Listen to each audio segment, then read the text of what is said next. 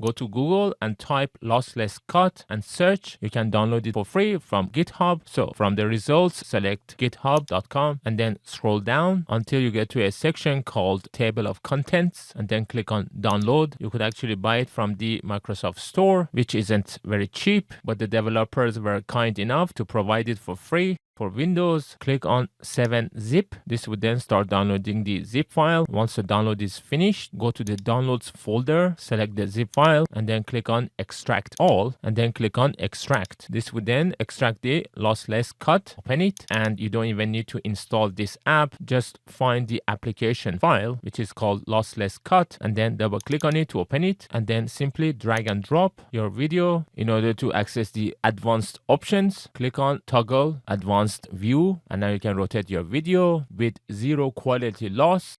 Some of the main features are you can trim your video, merging and joining clips instantly, and extracting or removing audio and data tracks